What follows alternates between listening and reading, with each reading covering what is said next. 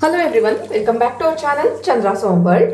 ಇವತ್ತಿನ ವಿಡಿಯೋದಲ್ಲಿ ಪ್ರತಿ ಅಡುಗೆ ಮನೆಯಲ್ಲೂ ಉಪಯೋಗವಾಗುವಂತಹ ಬೇಸಿಕ್ ಕುಕಿಂಗ್ ಟಿಪ್ಸ್ ನ ಶೇರ್ ಮಾಡ್ತಾ ಇದ್ದೀನಿ. ಬಿಗಿನರ್ಸ್ ಗಂತೂ ಈ ವಿಡಿಯೋ ಏಡ್ ಮಾಡಿಸಿರೋ ತರ ಇರುತ್ತೆ. ವಿಡಿಯೋನ ಎಲ್ಲೂ ಸ್ಕಿಪ್ ಮಾಡ್ದಿರಾ ಕೊನೆವರೆಗೂ ನೋಡ್ತಾ ಹೋಗಿ. ವಿಡಿಯೋ ನೋಡೋದಕ್ಕಿಂತ ಮುಂಚೆ ನೀವೇನಾದ್ರೂ ನಮ್ಮ ಚಾನಲ್ನ ಫಸ್ಟ್ ಟೈಮ್ ವಿಸಿಟ್ ಮಾಡ್ತಾ ಇದ್ರೆ ಈಗ ಸಬ್ಸ್ಕ್ರೈಬ್ ಮಾಡ್ಕೊಂಡು ಪಕ್ಕದಲ್ಲಿರುವಂಥ ಬೆಲ್ ಐಕನ್ನ ಕ್ಲಿಕ್ ಮಾಡಿ. ಬೆಲ್ ಐಕನ್ ಕ್ಲಿಕ್ ಮಾಡಿ ಆಲ್ ಆನ್ ಆಪ್ಷನ್ ಕ್ಲಿಕ್ ಮಾಡೋದ್ರಿಂದ ನಾನು ನೆಕ್ಸ್ಟ್ ವಿಡಿಯೋ ಹಾಕಿದ ಕೂಡಲೇ ನಿಮಗೆ ನೋಟಿಫಿಕೇಶನ್ಸ್ ಅನ್ನೋದು ಬರುತ್ತೆ. ನೀವೇ ಫಸ್ಟ್ ಆಗಿ ನಮ್ಮ ವಿಡಿಯೋಸ್ನ ನೋಡ್ಬೋದು. ಟಿಪ್ ನಂಬರ್ 1, ಯಾವುದೇ ಅಡುಗೆ ಮಾಡಬೇಕಾದ್ರೂ ತರಕಾರಿನ ತೊಳೆದು ಉಪಯೋಗಿಸೋದು ತುಂಬಾನೇ ಮ್ಯಾಟರ್ ಆಗುತ್ತೆ. ಕೆಲವರು ತರಕಾರಿನ ತಗೊಂಡು ಬಂದಿದ್ದ ಕೂಡಲೇ ನೀಟಾಗಿ ವಾಶ್ ಮಾಡಿ ಆಮೇಲೆ ಫ್ರಿಜ್ಜಲ್ಲಿ ಸ್ಟೋರ್ ಮಾಡ್ಕೊಳ್ತಾರೆ. ಇನ್ನು ಕೆಲವರು ತರಕಾರಿನ ತಂದಿದ್ದ ಕೂಡಲೇ ಡೈರೆಕ್ಟ್ ಆಗಿ ಫ್ರಿಜ್ಜಲ್ಲಿ ಸ್ಟೋರ್ ಮಾಡಿ ಯೂಸ್ ಮಾಡಬೇಕಾದ್ರೆ ವಾಶ್ ಮಾಡ್ತಾರೆ. ಈ ಎರಡು ಮೆಥಡ್ ಅಲ್ಲಿ ಯಾವ ಮೆಥಡ್ ಯೂಸ್ ಮಾಡಿದ್ರೂ ಪರವಾಗಿಲ್ಲ. ಒಟ್ಟಾರೆ ತರಕಾರಿನ ತೊಳಿಬೇಕಾದ್ರೆ ಯಾವ ತರ ತೊಳೆಯೋದ್ರಿಂದ ಅದ್ರ ಮೇಲಿರುವಂತಹ ಪೆಸ್ಟಿಸೈಡ್ಸ್ ಇರ್ಬೋದು, ಸಣ್ಣ ಪುಟ್ಟ ಹುಳಗಳೆಲ್ಲಾನು ನೀಟಾಗಿ ರಿಮೂವ್ ಆಗುತ್ತೆ ಅನ್ನೋದನ್ನ ಶೇರ್ ಮಾಡ್ತಾ ಇದ್ದೀನಿ. ಇಲ್ಲಿ ನಾನು ಕೆಲವೊಂದು ತರಕಾರಿಗಳನ್ನ ತಗೊಂಡಿದ್ದೀನಿ. ಯೂಶುವಲಿ ಎಲ್ಲರೂ ಮಾಡುವಂಥದ್ದು ಈ ತರ ಹೋಲ್ಸ್ ಇರುವಂತ ಬಾಸ್ಕೆಟ್ ಅಲ್ಲಿ ಹಾಕಿ ಸಿಂಕ್ ಅಲ್ಲಿ ಆ ಬಾಸ್ಕೆಟ್ ಸಮೇತನೇ ತಗೊಂಡೋಗಿ ಈ ತರ ನೀಟಾಗಿ ವಾಶ್ ಮಾಡಿಕೊಂಡು ಡೈರೆಕ್ಟ್ ಆಗಿ ಅಡುಗೆಯಲ್ಲಿ ಯೂಸ್ ಮಾಡ್ತಾ ಇರ್ತೀವಿ. ಈ ತರ ಮಾಡೋದ್ರಿಂದ ಆ ತರಕಾರಿಗಳ ಮೇಲಿರುವಂತಹ ಪೆಸ್ಟಿಸೈಡ್ಸ್ ಯಾವುದೇ ಕಾರಣಕ್ಕೂ ರಿಮೂವ್ ಆಗಲ್ಲ. ಹಾಗಾದ್ರೆ ಕರೆಕ್ಟ್ ವೇಯಲ್ಲಿ ಯಾವ ತರ ತರಕಾರಿನ ತೊಳಿಬೇಕು ಅಂತ ನೋಡೋಣವಾ. ಇಲ್ಲಿ 2 ಪಾತ್ರೆಯಲ್ಲಿ ನೀರನ್ನ ತಗೊಂಡಿದ್ದೀನಿ. ಒಂದು ಪಾತ್ರೆಯಲ್ಲಿ ಉಪ್ಪನ್ನ ಹಾಕಿ ಚೆನ್ನಾಗಿ ಮಿಕ್ಸ್ ಮಾಡ್ತಾ ಇದ್ದೀನಿ. ಉಪ್ಪು ಸ್ವಲ್ಪ ಕರಗಿದೆ ಅಂದಾಗ ತರಕಾರಿಗಳನ್ನೆಲ್ಲ ಹಾಕಿ 5 ರಿಂದ 10 ನಿಮಿಷನಾದ್ರೂ ಬಿಡಬೇಕಾಗತ್ತೆ. ತರಕಾರಿ ತೊಳೆಯುವಂಥ ನೀರಲ್ಲಿ ಉಪ್ಪನ್ನೇ ಹಾಕಬೇಕಾ ಅನ್ನೋದಾದ್ರೆ ಹುಣಸೆ ಹಣ್ಣಿನ ರಸ ಕೂಡ ಯೂಸ್ ಮಾಡ್ಬೋದು. ಸೊ ಇವೆಲ್ಲ ಕೂಡ ಕ್ಲೀನಿಂಗ್ ಏಜೆಂಟ್ಸ್ ಆಗಿ ವರ್ಕ್ ಆಗುತ್ತೆ. ಅದರಲ್ಲೂ ಬಯೋಡಿಗ್ರೇಡಬಲ್ ನ್ಯಾಚುರಲ್ ಏಜೆಂಟ್ಸ್ ಇವುಗಳೆಲ್ಲ ಕೂಡ ಈ ತರಕಾರಿ ಮೇಲಿರುವಂತಹ ಪೆಸ್ಟಿಸೈಡ್ಸ್ನ ಕ್ಲೀನ್ ಮಾಡೋಕ್ಕೆ ತುಂಬಾನೇ ಎಫೆಕ್ಟಿವ್ ಆಗಿ ಹೆಲ್ಪ್ ಆಗುತ್ತೆ. ಈ ತರಕಾರಿಗಳನ್ನ ನಾನು ಒಂದು 10 ನಿಮಿಷ ಇದೇ ನೀರಲ್ಲೇ ಬಿಟ್ಟಿದ್ದೀನಿ. ಆಮೇಲೆ ನೀಟಾಗಿ ಈ ಥರ ವಾಶ್ ಮಾಡ್ಕೊಳ್ತಾ ಇದ್ದೀನಿ. ಒನ್ಸ್ ಈ ಪ್ರೋಸೆಸ್ನ ಫಾಲೋ ಮಾಡಿದ್ಮೇಲೆ ನೀವು ನಾರ್ಮಲ್ ವಾಟರಿಂದ ಬೇಕಾದರೂ ಮತ್ತೊಂದ್ಸತಿ ವಾಶ್ ಮಾಡ್ಕೊಳ್ಬೋದು. ಅಬ್ಸರ್ವ್ ಮಾಡ್ತಾ ಇದ್ದೀರಲ್ವಾ ಎಷ್ಟೊಂದು ಡಸ್ಟ್ ಕಲೆಕ್ಟ್ ಆಗಿದೆ ಅಂತ.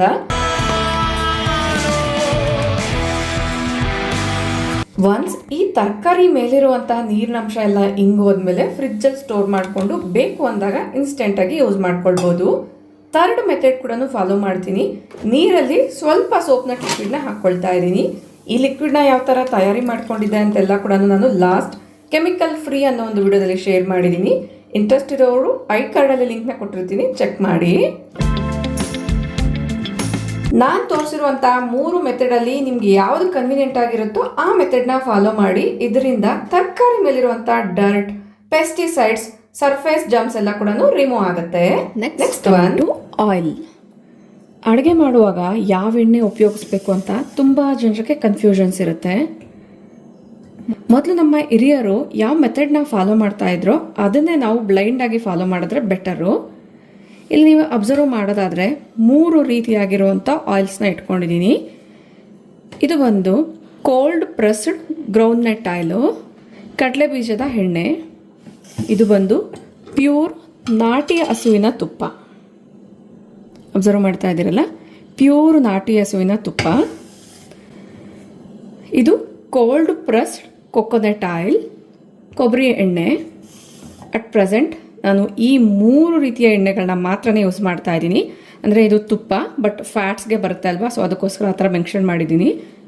ಈ 3ರಲ್ಲೂ ಕೂಡ ನೀವು ಯಾವ್ದು ಬೇಕಾದರೂ ಕೂಡ ಉಪಯೋಗ ಮಾಡ್ಕೊಳ್ಬೋದು. ನಮ್ಮ ಸೌತ್ ಇಂಡಿಯನ್ ಮೀಲ್ಸಲ್ಲಿ ಮಾಡುವಂತಹ ಅಡುಗೆಗಳಿಗೆ ಕರೆಕ್ಟಾಗಿ ಇವು ಸೂಟ್ ಆಗುತ್ತೆ. ಇದಲ್ಲದೆ ಬೇರೆ ರೀತಿಯ ಎಣ್ಣೆಗಳನ್ನ ಕೂಡ ಉಪಯೋಗಿಸ್ಕೊಳ್ಬೋದು. ಯಾವುದೇ ಎಣ್ಣೆಗಳಾದರೂ ಕೂಡ ಒಂದೇ ಆಯಿಲ್ನ ಉಪಯೋಗಿಸ್ತೀರಾ ಆದಷ್ಟು ಅವುಗಳನ್ನ ರೊಟೇಟ್ ಮಾಡಿದ್ರೆ ಬೆಟರು.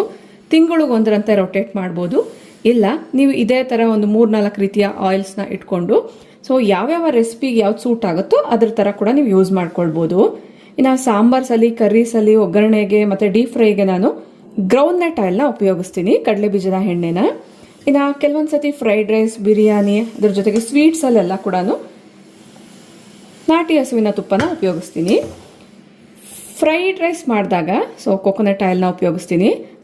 ಕೊಬ್ಬರಿ ಎಣ್ಣೆ ಫ್ರೈಡ್ ರೈಸ್ಗೆ ಕರೆಕ್ಟಾಗಿ ಸೂಟ್ ಆಗುತ್ತೆ. ಎಗ್ ರೈಸ್, ಫ್ರೈಡ್ ರೈಸ್, ಈ ಟೈಪ್ ರೈಸ್ ಐಟಮ್ಸ್ಗೆ ತುಂಬ ಚೆನ್ನಾಗಿ ಹೊಂದ್ಕೊಳ್ಳುತ್ತೆ. ಟೇಸ್ಟ್ ಕೂಡ ಡಿಫ್ರೆನ್ಸ್ ಇರುತ್ತೆ, ತುಂಬಾ ಟೇಸ್ಟಿಯಾಗಿರುತ್ತೆ. ಸೊ ಈ ಥರ ನೀವು ಕೂಡ ಒಂದೇ ಥರದ ಎಣ್ಣೆನ ಉಪಯೋಗಿಸ್ತೀರಾ ಆದಷ್ಟು ಆಲ್ಟರ್ನೇಟಿವ್ ಆಗಿ ಇಟ್ಕೊಳ್ಳಿ, ಇಲ್ಲ ಅಂದರೆ ಆದಷ್ಟು ರೊಟೇಟಿಂಗ್ ಮೆಥಡ್ನ ಫಾಲೋ ಮಾಡಿ.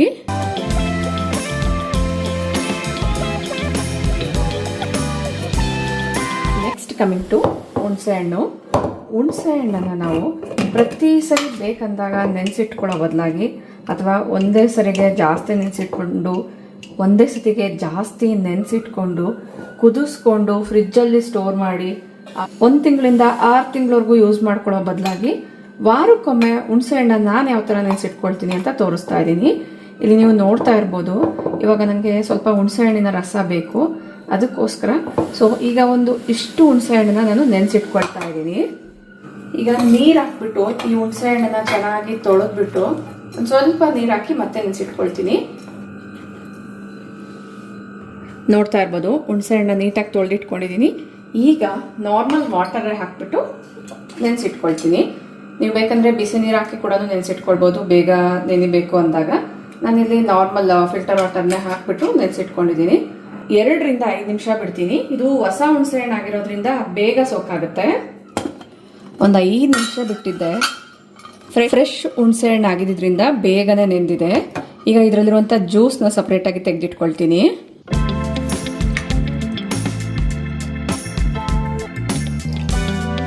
ಇದನ್ನ ಡೈರೆಕ್ಟಾಗಿ ಸಾಂಬಾರಲ್ಲಿ ಮತ್ತು ಇಲ್ಲ ತರಕಾರಿ ತೊಳಿಬೇಕಾದ್ರೆ ಉಪಯೋಗಿಸ್ಬಿಡ್ತೀನಿ. ಈಗ ಇದೆಲ್ಲ ಕೂಡ ಚೆನ್ನಾಗಿ ನೆಂದಿದೆ. ಇದನ್ನು ಒಂದು ಏರ್ ಟೈಟ್ ಕಂಟೈನರಲ್ಲಿ ಹಾಕಿ ಫ್ರಿಜ್ಜಲ್ಲಿ ಸ್ಟೋರ್ ಮಾಡ್ಕೊಳ್ತೀನಿ. ಸಾಮಾನ್ಯವಾಗಿ ನಾನು ಇವಾಗ ನೋಡ್ತಿದ್ದೀರಲ್ವ ಈ ಥರದ ಕಂಟೈನರ್ಸಲ್ಲೇ ಸ್ಟೋರ್ ಮಾಡೋವಂಥದ್ದು. ಯಾಕಂದರೆ ಇದು ಕಡಿಮೆ ಕ್ವಾಂಟಿಟಿಯಲ್ಲೇ ಇಡಿಸುತ್ತೆ ಮತ್ತು ವಾರಕ್ಕೆ ಇದು ಖಾಲಿ ಆಗೋ ಥರನೇ ನೋಡ್ಕೊಳ್ತೀನಿ. ತುಂಬ ಜಾಸ್ತಿ ಹುಣಸೆ ಹಣ್ಣನ್ನು ನಾವು ತಿಂಗಳಾನುಗಟ್ಟಲೆ ಈ ಥರ ನೆನೆಸಿಟ್ರು ಕೂಡ ಫಂಗಸ್ ಫಾರ್ಮ್ ಆಗೋ ಚಾನ್ಸ್ ಇರುತ್ತೆ. ಜಸ್ಟ್ ಈ ಥರ ನೀವು ಇದರಲ್ಲಿರುವಂಥ ನೀರಿನ ಅಂಶನೆಲ್ಲ ತೆಗೆದುಬಿಟ್ಟು ಹುಣಸೆ ಹಣ್ಣನ್ನ ನೆನೆಸಿಟ್ಕೊಂಡ್ರೆ ಫ್ರಿಜ್ಜಲ್ಲಿ ಇಟ್ಕೊಂಡು ಅರೌಂಡ್ ನೀವು 10 ರಿಂದ 15 ದಿನದವರೆಗೂ ಕೂಡ ಉಪಯೋಗ ಮಾಡ್ಕೊಳ್ಬೋದು. ಇನ್ನು ಯೂಶ್ವಲಿ ನಮ್ಮ ಇಂಡಿಯನ್ ರೆಸಿಪೀಸಲ್ಲಿ ಮೊದಲೆಲ್ಲ ಹುಣಸೆ ಹಣ್ಣನ್ನೇ ಜಾಸ್ತಿ ಉಪಯೋಗ ಮಾಡ್ತಾಯಿದ್ರು. ಇವಾಗೆಲ್ಲನೂ ಹುಣಸೆ ಹಣ್ಣಿಗೆ ಆಲ್ಟರ್ನೇಟಿವ್ ಆಗಿ ನಿಂಬೆ ಹಣ್ಣು, ಟೊಮೊಟೊ ಎಲ್ಲ ಯೂಸ್ ಮಾಡ್ತಿದ್ದೀವಿ. ಬಟ್ ಮೊದಲೆಲ್ಲ ಪ್ರತಿ ಕರಿಯಲ್ಲೂ ಪ್ರತಿ ಸಾಂಬಾರಲ್ಲೂ ಕೂಡ ಹುಣಸೆ ಹಣ್ಣನ್ನ ಡೆಫಿನೆಟ್ಲಿ ಹುಳಿಗೋಸ್ಕರ ಯೂಸ್ ಮಾಡ್ತಿದ್ವಿ. ಇದು ಒಂದು ರೀತಿ ನ್ಯಾಚುರಲ್ ಆಗಿ ನಮಗೆ ಸಿಕ್ಕಿರುವಂಥ ಗಾಡ್ ಗಿಫ್ಟ್ ಅಂತಲೇ ಹೇಳ್ಬೋದು. ಇದರಿಂದ ಸುಮಾರಷ್ಟು ಹೆಲ್ತ್ ಬೆನಿಫಿಟ್ಸ್ ಕೂಡ ಇದೆ. ಈ ಥರ ಒನ್ಸ್ ನಾವು ನೆನೆಸಿಟ್ಕೊಂಡ್ರೆ ಸಾಂಬಾರಲ್ಲಿರ್ಬೋದು, ಕರಿಯಲ್ಲಿ, ಚಟ್ನಿಯಲ್ಲಿ ಬೇಕು ಅಂದಾಗ ಇಮ್ಮಿಡಿಯೇಟ್ ಆಗಿ ಇದನ್ನು ತೆಗೆದುಬಿಟ್ಟು ಒಂದು ಸ್ಪೂನಷ್ಟು ಹಾಕ್ಕೊಳ್ಬೋದು. ಅದೇ ನಾವು ಹುಣಸೆ ಹಣ್ಣನ್ನು ತೊಳೆದು ನೆನೆಸಿಡಬೇಕು ಅಂದರೆ ಸ್ವಲ್ಪ ಹೊತ್ತು ಟೈಮ್ ಹಿಡಿಸುತ್ತೆ. ಬಟ್ ಈ ಥರ ರೆಡಿಯಾಗಿ ಫ್ರಿಜ್ಜಲ್ಲಿ ಇಟ್ಕೊಂಡ್ರೆ ಬೇಕು ಅಂದಾಗ ಇನ್ಸ್ಟೆಂಟಾಗಿ ಯೂಸ್ ಮಾಡ್ಕೊಳ್ಬೋದು. ಇದಲ್ಲದೆ ಇದೇ ಥರ ಹುಣಸೆ ಹಣ್ಣನ್ನ ನೀರಲ್ಲಿ ಕುದಿಸಿ ಗಟ್ಟಿಯಾಗಿ ಅದರ ರಸ ಎಲ್ಲನೂ ತೆಗೆದು ಫ್ರಿಜ್ಜಲ್ಲಿ ಸ್ಟೋರ್ ಮಾಡ್ತಾರೆ. ಬಟ್ ನನಗೆ ಅದು ಯಾಕೋ ಸ್ವಲ್ಪ ಸರಿ ಹೋಗಲ್ಲ ಅಂತ ಅನಿಸುತ್ತೆ. ಕೆಲವೊಬ್ಬರಿಗೆ ಅದು ಇಷ್ಟ ಆಗ್ಬೋದು, ಬಟ್ ನನಗೆ ಕನ್ವಿನಿಯೆಂಟ್ ಇರೋ ಮೆಥಡ್ ಅಂದರೆ ಇದೇನೆ. ನಾನು ಸುಮಾರು ವರ್ಷಗಳಿಂದ ಇದೇ ಥರ ಮಾಡ್ತಾ ಇದ್ದೀನಿ. ಒನ್ಸ್ ಹುಣಸೆ ಹಣ್ಣನ್ನ ನೆನೆಸಿಟ್ಕೊಂಡಾಗ ಅದರ ರಸ ತೆಗೆದು ಅವಾಗ ಮಾತ್ರನೇ ಅಡುಗೆಗೆ ಯೂಸ್ ಮಾಡ್ತೀವಿ. ಅದರ ಪಲ್ಪ್ ಎಲ್ಲ ಬಿಸಾಡ್ದಿರ ಈ ಥರ ಒಂದು ಕಂಟೈನರಲ್ಲಿ ಹಾಕಿ ಫ್ರಿಜ್ಜಲ್ಲಿ ಇಟ್ಕೊಂಡ್ರೆ ನೆಕ್ಸ್ಟ್ ಟೈಮ್ ನಾವು ಚಟ್ನಿ ಮಾಡಿದಾಗ ಮತ್ತು ಈ ಮಿಕ್ಸಿಗೆಲ್ಲ ಹಾಕಬೇಕಾದ್ರೆ ಹುಣಸೆ ಹಣ್ಣು ನೆಂದಿಲ್ಲ ಅಂದರೆ ಸರಿಯಾಗಿ ಮಿಕ್ಸಿ ಆಗಲ್ಲ, ಅಂದರೆ ಸರಿಯಾಗಿ ಗ್ರೈಂಡ್ ಆಗಲ್ಲ. ಸೊ ಅದಕ್ಕೋಸ್ಕರ ಈ ಥರ ಸ್ವಲ್ಪ ಸೋಕಾಗಿರುವಂಥ ಹುಣಸೆ ಹಣ್ಣಾದರೆ ಸಾಫ್ಟಾಗಿರುತ್ತೆ, ಬೇಗನೆ ಮಿಕ್ಸಿಗೆ ಹಾಕ್ಕೋಬೋದು ಮತ್ತು ನುಣ್ಣಗೂ ಕೂಡ ಪೇಸ್ಟ್ ಆಗುತ್ತೆ.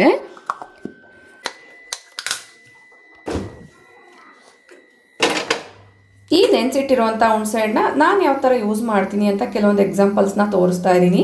ಇದು ಕಡಲೆ ಬೀಜ ಚಟ್ನಿನ ಮಾಡ್ತಾ ಇದ್ದೀನಿ, ಅದರಲ್ಲಿ ಕೂಡ ಹಾಕಿದ್ದೀನಿ. ಇನ್ನು ಇಲ್ಲಿ ನೋಡ್ತಾ ಇರುವಂಥದ್ದು ಮುಲ್ಲಂಗಿ ಚಟ್ನಿ. ಇದಕ್ಕೆ ಸಂಬಂಧಪಟ್ಟಿರುವಂಥ ವಿಡಿಯೋನ ನಾನು ಫೇಸ್ಬುಕ್ಕಲ್ಲಿ ಕೂಡ ಪೋಸ್ಟ್ ಮಾಡಿದ್ದೆ, ಒಳ್ಳೆ ವ್ಯೂಸ್ ಬಂದಿದೆ. ಇನ್ಸ್ಟಾದಲ್ಲೂ ಕೂಡ ನೀವು ಅಬ್ಸರ್ವ್ ಮಾಡೇ ಇರ್ತೀರ. ಈ ಥರ ನೆನೆಸಿಟ್ಟಿರುವಂಥ ಹುಣಸೆ ಹಣ್ಣು ಹಾಕೋದ್ರಿಂದ ಕುಕಿಂಗ್ ಟೈಮ್ ಕಡಿಮೆ ಆಗುತ್ತೆ.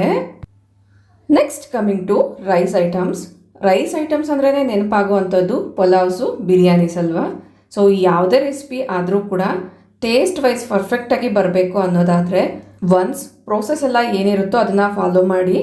ಲಾಸ್ಟಲ್ಲಿ ರೈಸ್ ಎಲ್ಲ ಹಾಕಿ ನೀರನ್ನ ಹಾಕಿ ಉಪ್ಪು ಕೂಡ ಹಾಕ್ತೀವಲ್ವ, ಆ ಟೈಮಲ್ಲಿ ಟೇಸ್ಟನ್ನ ಚೆಕ್ ಮಾಡಿದಾಗ ಸ್ವಲ್ಪ ಉಪ್ಪು ಜಾಸ್ತಿ ಆಗಿದೆ ಅಂತಲೇ ಅನ್ನಿಸ್ಬೇಕು. ಆಗ ಮಾತ್ರನೇ ಒನ್ಸ್ ರೈಸ್ ಎಲ್ಲ ಕುಕ್ ಆದಮೇಲೆ ಟೇಸ್ಟ್ ಮಾಡಿದಾಗ ಪರ್ಫೆಕ್ಟಾಗಿ ಉಪ್ಪು ಸರಿ ಹೋಗಿದೆ ಅಂತ ಅನಿಸೋದು. ಐ ಹೋಪ್ ಕೆಲವೊಬ್ರಿಗೆ ಗೊತ್ತೇ ಇರುತ್ತೆ, ಗೊತ್ತಿಲ್ಲದೆ ಇರೋರಿಗೆ ಉಪಯೋಗ ಆಗುತ್ತೆ ಅನ್ನೋದ್ರಿಂದ ಶೇರ್ ಮಾಡ್ತಾ ಇದ್ದೀನಿ.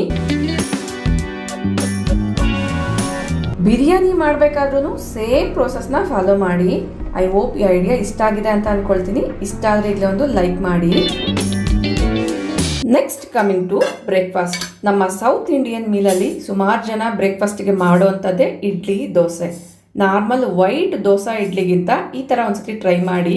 ಒಂದು ಕಂಟೈನರ್ನ ತಗೊಂಡು 2 ಗ್ಲಾಸಷ್ಟು ಅಕ್ಕಿ, 2 ಗ್ಲಾಸಷ್ಟು ರಾಗಿ, 1 ಗ್ಲಾಸಷ್ಟು ಉದ್ದಿನಬೇಳೆ ಅಥವಾ ಉದ್ದಿನಕಾಳು, 1/4 ಗ್ಲಾಸಷ್ಟು ಅವಲಕ್ಕಿ, 1/4 ಗ್ಲಾಸಷ್ಟು ಸಬ್ಬಕ್ಕಿ, 2 ಸ್ಪೂನ್ ಜೀರಿಗೆ, 2 ಸ್ಪೂನ್ ಮೆಂತ್ಯ, ಇವುಗಳನ್ನೆಲ್ಲ ಹಾಕಿ ಚೆನ್ನಾಗಿ ತೊಳಿಬೇಕಾಗತ್ತೆ. ಬಟ್ ನಾನು ಪ್ರತಿ ಸರಿನೂ ಈ ಥರ ನೀಟಾಗಿ ವಾಶ್ ಮಾಡಿ ನೀರನ್ನ ಹಾಕಿ ಆಮೇಲೆ ಮೆಂತ್ಯ ಜೀರಿಗೆನ ಹಾಕ್ತೀನಿ. ಇಲ್ಲ ಅಂದರೆ ರಾಗಿನ ಹಾಕಿದಾಗ ಒಂದು 10 ಸತಿ ಆದ್ರೂ ತೊಳಿಬೇಕಾಗತ್ತೆ. ತೊಳೆಯೋಂಥ ಟೈಮಲ್ಲೇ ಜೀರಿಗೆ ಎಲ್ಲ ಕೆಳಗಡೆ ಬಿದ್ದುಬಿಡುತ್ತೆ ಅನ್ನೋದ್ರಿಂದ ಲಾಸ್ಟಲ್ಲಿ ಆ್ಯಡ್ ಮಾಡ್ತೀನಿ. 8 ಅವರ್ಸ್ ನೆನೆಸಿ ನೀಟಾಗಿ ಫರ್ಮೆಂಟ್ ಮಾಡ್ಕೊಂಡಿದ್ದೀನಿ. ಇಲ್ಲಿ ಅಬ್ಸರ್ವ್ ಮಾಡ್ತಾ ಇರ್ಬೋದು ಬ್ಯಾಟರ್ ಕನ್ಸಿಸ್ಟೆನ್ಸಿ ಯಾವ ಥರ ಇದೆ ಅಂತ. ಈ ಬ್ಯಾಟರಿಂದ ನಾನು ಇಡ್ಲಿ ಮಾಡ್ತಾ ಇದ್ದೀನಿ. ಇನ್ನು ಸ್ವಲ್ಪ ಬ್ಯಾಟರ್ನ ಉಪ್ಪು ಹಾಕ್ದಿರೇ ಫ್ರಿಜ್ಜಲ್ಲಿ ಸ್ಟೋರ್ ಮಾಡ್ಕೊಂಡಿದ್ದೀನಿ. ಸೇಮ್ ಬ್ಯಾಟರಲ್ಲೇ ಇಡ್ಲಿ, ದೋಸೆ, ಉತ್ತಪ್ಪಂ, ಪಡ್ಡು ಎಲ್ಲನೂ ಮಾಡ್ಕೊಳ್ಬೋದು. ಆಯಿಲ್ನ ಸ್ವಲ್ಪ ಸ್ಪ್ರೇ ಮಾಡಿ ಥರ ಬ್ಯಾಟರ್ನ ಹಾಕಿ ಇಡ್ಲಿನ ಕುಕ್ ಮಾಡಿ ತೋರಿಸ್ತೀನಿ. ಇಡ್ಲಿ ತುಂಬಾ ಪರ್ಫೆಕ್ಟಾಗಿ ಬಂದಿರುತ್ತೆ, ತುಂಬಾ ಸಾಫ್ಟಾಗಿ ಇರುತ್ತೆ. ಪ್ರೋಟೀನ್ ರಿಚ್ ಆಗಿರೋದ್ರಿಂದ ಹೆಲ್ತಿ ಬ್ರೇಕ್ಫಾಸ್ಟ್ ಕೂಡ ಹೌದು. ಅಬ್ಸರ್ವ್ ಮಾಡ್ತಾ ಇದ್ದೀರಲ್ವಾ ಇಡ್ಲಿ ಎಷ್ಟೊಂದು ಸಾಫ್ಟಾಗಿ ಸ್ಪಾಂಜಿಯಾಗಿ ಬಂದಿದೆ ಅಂತ. ಡೆಫಿನೆಟ್ಲಿ ಇಷ್ಟ ಆಗುತ್ತೆ. ನೀವು ನಮ್ಮ ರೆಗ್ಯುಲರ್ ವ್ಯೂವರ್ ಆಗಿದ್ರೆ ಈಗಾಗಲೇ ಗೊತ್ತೇ ಇರುತ್ತೆ, ವೈಟ್ ದೋಸೆ ಇಡ್ಲಿಗಿಂತ ರಾಗಿ ದೋಸೆ, ಮಿಲ್ಲೆಟ್ ಇಡ್ಲಿ ಮಾಡೋದೇ ಜಾಸ್ತಿ. ಇದಕ್ಕೆ ಕಾಂಬಿನೇಷನ್ ಆಗಿ ಮಿಕ್ಸ್ ವೆಜಿಟೇಬಲ್ ಸಾಂಬಾರನ್ನ ಮಾಡಿದೆ. ಇದರಲ್ಲಿ ಕೂಡ ಪ್ರೋಟೀನ್ ಆಪ್ಷನ್ ಆಗಿ ಕಡಲೆಕಾಳನ್ನ ಯೂಸ್ ಮಾಡಿದ್ದೀನಿ. ನೆಕ್ಸ್ಟ್ ಕಮಿಂಗ್ ಟು ಮೆಂತ್ಯನ ಮೊಳಕೆ ಬರೆಸಿ ತಗೊಳ್ಳೋದ್ರಿಂದ ತುಂಬ ಹೆಲ್ತ್ ಬೆನಿಫಿಟ್ಸ್ ಇದೆ. ಮೆಂತ್ಯನ ಮೊಳಕೆ ಬರೆಸೋದು ಅಷ್ಟು ಈಸಿ ಅಲ್ಲ, ಒಂದು ರೀತಿ ಜಿಗರ್ ಥರ ಅನಿಸ್ಬಿಡುತ್ತೆ. ಮೆಂತ್ಯ ಕಾಳನ್ನ ಓವರ್ನೈಟ್ ನೆನೆಸಿಟ್ಟು ನೆಕ್ಸ್ಟ್ ಡೇ ಮಾರ್ನಿಂಗ್ ಈ ಥರ ಹೋಲ್ಸ್ ಇರುವಂಥ ಬಾಸ್ಕೆಟಲ್ಲಿ ತೊಳೆದ್ಬಿಟ್ಟು ಒಂದು ಬೌಲ್ ಮೇಲೆ ಇಟ್ಟಿದ್ದೀನಿ. ಇದು ಫಸ್ಟ್ ಡೇಗೆ ಈ ಥರ ಸ್ಪ್ರೌಟ್ಸ್ ಬಂದಿರೋವಂಥದ್ದು. ಇಲ್ಲಿ ನೋಡ್ತಾ ಇರುವಂಥದ್ದು ಸೆಕೆಂಡ್ ಡೇಗೆ. ನೀರಲ್ಲಿ ಯಾವುದೇ ಕಾರಣಕ್ಕೂ ಇಡಬೇಡಿ, ಹೋಲ್ಸ್ ಇರುವಂಥ ಬಾಸ್ಕೆಟಲ್ಲೇ ಇಡಿ. ಜಸ್ಟ್ ವಾಟರ್ನ ಸ್ಪ್ರಿಂಕಲ್ ಮಾಡಿ ಅಥವಾ ಒಂದ್ಸತಿ ವಾಶ್ ಮಾಡಿಬಿಟ್ಟು ಒಂದು ಬೌಲ್ ಮೇಲೆ ಇಟ್ಕೊಳ್ಳಿ. ಹೋಲ್ಸ್ ಇರುವಂಥ ಬಾಸ್ಕೆಟಲ್ಲಿ ಹಾಕಿದ್ರೇ ಮೆಂತ್ಯ ಜಿಗರು ಬರ್ದಿರ, ಒಂದು ರೀತಿ ಸ್ಮೆಲ್ ಬರ್ದಿರ ಮೆಂತ್ಯ ಮೊಳಕೆ ಬಂದರೂ ಕೂಡ ಫ್ರೆಶ್ ಆಗಿರುತ್ತೆ. ಈಗ ಇದು ಸೆಕೆಂಡ್ ಡೇ. ಇಲ್ಲಿ ನೀವು ಅಬ್ಸರ್ವ್ ಮಾಡ್ತಾ ಇದ್ದೀರಲ್ವಾ ತುಂಬ ಚೆನ್ನಾಗಿ ಮೊಳಕೆ ಬಂದಿದೆ. ಒನ್ಸ್ ಇದ್ರ ಮೇಲೆ ವಾಟರ್ನ ಸ್ಪ್ರಿಂಕಲ್ ಮಾಡಿದ್ಮೇಲೆ 2 ಅವರ್ಸ್ ಆದ್ರೂ ಬಿಡಬೇಕಾಗುತ್ತೆ, ಆಗ ಮಾತ್ರನೇ ಡ್ರೈ ಆಗಿರುತ್ತೆ. ಈ ಥರ ಡ್ರೈ ಆಗಿದ್ದಾಗ ನೀವು ಕಂಟೈನರಲ್ಲಿ ಹಾಕಿ ಫ್ರಿಜ್ಜಲ್ಲಿ ಸ್ಟೋರ್ ಮಾಡಿಕೊಂಡ್ರೆ ಅರೌಂಡ್ 10 to 15 ಡೇಸ್ವರೆಗೂ ಯೂಸ್ ಮಾಡ್ಕೊಳ್ಬೋದು. ಮೆಂತ್ಯ ಕಾಳನ್ನ ನಮ್ಮ ಡೈಲಿ ಮೀಲಲ್ಲಿ ತಗೊಳ್ಳೋದ್ರಿಂದ ಡೈಜೆಷನ್ ಇಂಪ್ರೂವ್ ಆಗುತ್ತೆ, ಮೆಟಬಾಲಿಸಮ್ ಆಕ್ಟಿವಿಟೀಸ್ ಇಂಪ್ರೂವ್ ಆಗುತ್ತೆ, ಬ್ಲಡ್ ಶುಗರ್ ಲೆವೆಲ್ಸ್ನ ಕೂಡ ರೆಗ್ಯುಲೇಟ್ ಮಾಡುತ್ತೆ.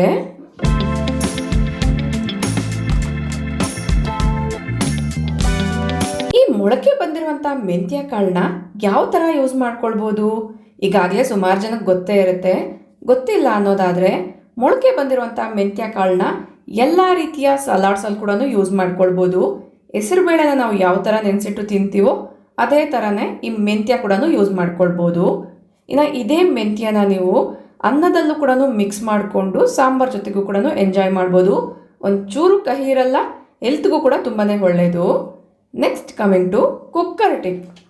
ಯೂಶ್ವಲಿ ಕೆಲವೊಂದು ಗಟ್ಟಿಯಾಗಿರುವಂಥ ಕಾಳುಗಳನ್ನ ಮೊದಲೇ ನೆನೆಸಿಟ್ಟು ಆಮೇಲೆ ಕುಕ್ಕರಲ್ಲಿ ಹಾಕಿ ಒಂದು 4 ರಿಂದ 5 ವಿಸಿಲ್ ಹೊಡಿಸ್ತಾ ಇರ್ತೀವಿ. ಅಂಥ ಕಾಳುಗಳಲ್ಲಿ ಕಡಲೆಕಾಳು ಕೂಡ ಒಂದು. ಈ ಕಡಲೆಕಾಳನ್ನ ನೆನೆಸ್ದೇನೆ ಯಾವ ಥರ ಕುಕ್ ಮಾಡ್ಕೊಳ್ಬೋದು ನೋಡಲ್ವಾ? ಅದರಲ್ಲೂ ಕೂಡ ಒಂದು 4 ವಿಸಿಲ್ ಹೊಡ್ಸಿದ್ರೆ ಸಾಕಾಗುತ್ತೆ. ಮೊದಲು ಕಡಲೆಕಾಳನ್ನ ನೀಟಾಗಿ ತೊಳೆದಿಟ್ಕೊಂಡಿದ್ದೀನಿ. ಈಗ ಫ್ರೀಸರಲ್ಲಿರುವಂಥ ಐಸ್ ಕ್ಯೂಬ್ಸ್ನ ಹಾಕ್ಕೊಳ್ತಾ ಇದ್ದೀನಿ. ಕುಕ್ಕರಲ್ಲಿ ಐಸ್ ಕ್ಯೂಬ್ಸ್ನ ಹಾಕ್ಕೊಂಡು ನೋಡಿ, ಡೆಫಿನೆಟ್ಲಿ ಮ್ಯಾಜಿಕ್ ಅಂತಲೇ ಹೇಳ್ಬೋದು. ಇದರಲ್ಲಿ ಥರ್ಮಲ್ ಶಾಕ್ ಆಗೋ ಕಾರಣ ಕುಕ್ಕರ್ಗೆ ಐಸ್ ಕ್ಯೂಬ್ ಹಾಕಿ ಕುದಿಸಿದಾಗ 4 ವಿಸಿಲ್ಸಲ್ಲೇ ಈ ಒಂದು ಕಡಲೆಕಾಳು ಅನ್ನೋದು ಪರ್ಫೆಕ್ಟಾಗಿ ಬೆಂದಿರುತ್ತೆ.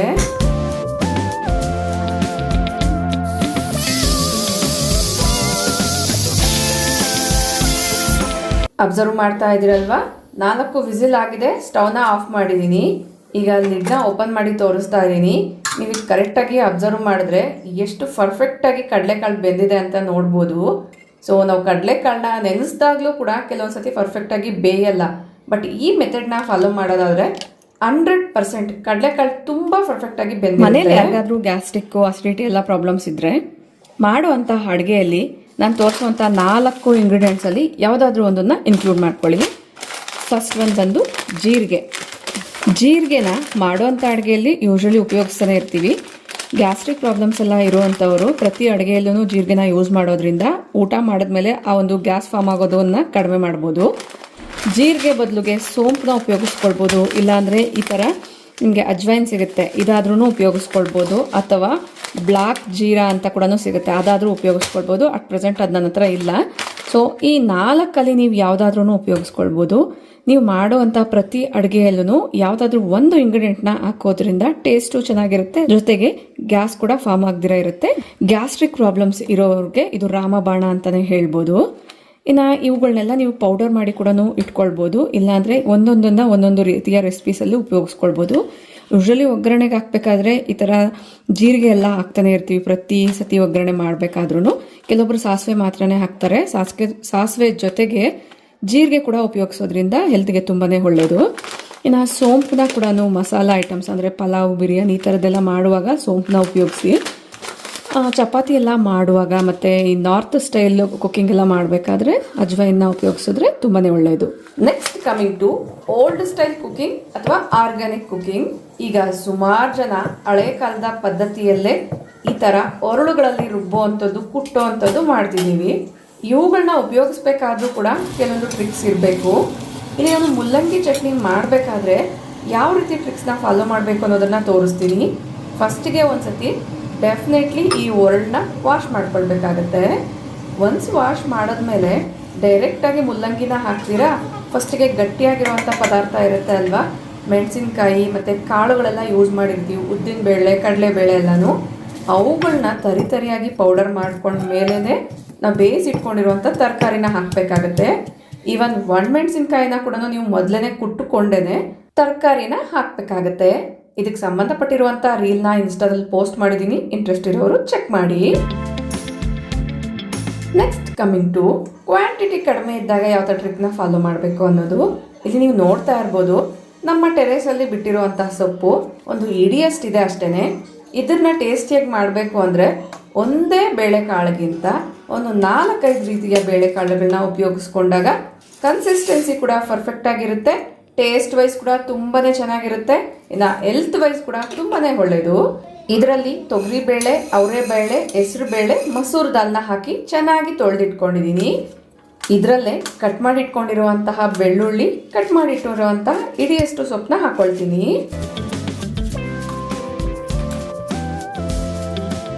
ಇದರಲ್ಲಿ ಒಂದು ದೊಡ್ಡ ಸೈಜ್ ಈರುಳ್ಳಿ, ಒಂದು ಟೊಮೊಟೊನ ಕಟ್ ಮಾಡಿ ಹಾಕಿ ಇವೆಲ್ಲ ಮುಳುಗೋಷ್ಟು ನೀರನ್ನ ಹಾಕಿ ರುಚಿಗೆ ತಕ್ಕಷ್ಟು ಉಪ್ಪು, ಸಾಂಬಾರ್ ಪೌಡರ್ನ ಹಾಕ್ಕೊಂಡಿದ್ದೀನಿ.